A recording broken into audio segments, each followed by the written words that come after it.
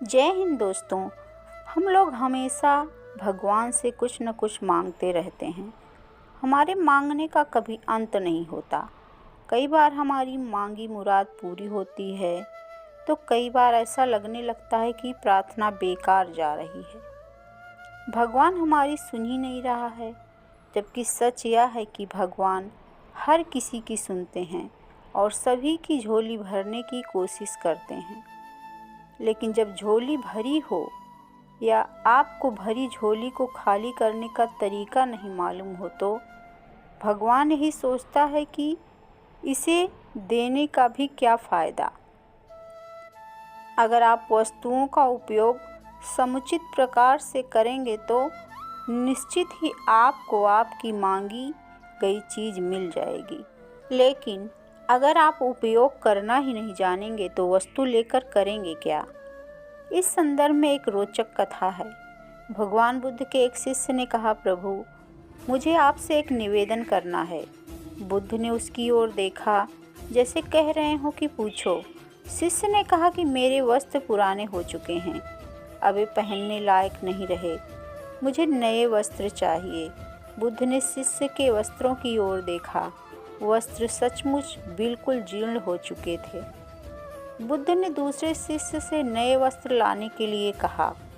कुछ दिनों बाद बुद्ध अपने उस शिष्य के निवास पर पहुँचे। कुशल क्षेम के बाद उन्होंने पूछा, तुम्हें और कुछ तो नहीं चाहिए।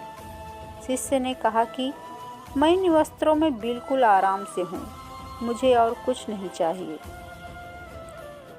अब बुद्ध और शिष्य का संवाद शुरू हुआ, जो इस प्रकार था। बुद्ध, अब जबकि तुम्हारे पास नए वस्त्र हैं तो तुमने पुराने वस्त्रों का क्या किया। शिष्य, मैं उसे ओढ़ता हूँ। बुद्ध, ओढ़ने के पुराने वस्त्रों का क्या किया। शिष्य, जी मैंने उसे खिड़की पर लगा दिया है। बुद्ध, तो क्या तुमने पुराने पर्दे फेंक दिए। शिष्य, जी नहीं, मैंने उसके 4 टुकड़े किए। रसोई में उनका इस्तेमाल चूल्हे पर से गर्म पतीलों को उतारने के लिए करता हूँ। बुद्ध, तो फिर रसोई के पुराने कपड़ों का क्या किया। शिष्य, अब मैं उन्हें रसोई साफ करने के लिए प्रयोग करूँगा। बुद्ध, तो रसोई के पुराने वस्त्रों का क्या किया। शिष्य, प्रभु वह अब इतना तार तार हो चुका था कि उसका कुछ नहीं किया जा सकता था। मैंने उसका एक एक धागा अलग करके बातियां तैयार कर ली। उन्हीं में एक से कल रात आपके कक्ष को प्रकाशित किया था। बुद्ध शिष्य के इन उत्तरों से संतुष्ट हो गए। वे प्रसन्न थे कि उनका शिष्य वस्तुओं को बर्बाद नहीं करता और उसमें समझ है कि उनका उपयोग किस तरह से किया जा सकता है। कथा सुनाकर संत ने कहा, इन दिनों जब प्राकृतिक संसाधन दिन प्रतिदिन कम होते जा रहे हैं तो हमें कोशिश करनी चाहिए कि चीज़ों को बर्बाद न करें और अपने छोटे छोटे प्रयत्नों से इस धरती को सुरक्षित बनाकर रखें।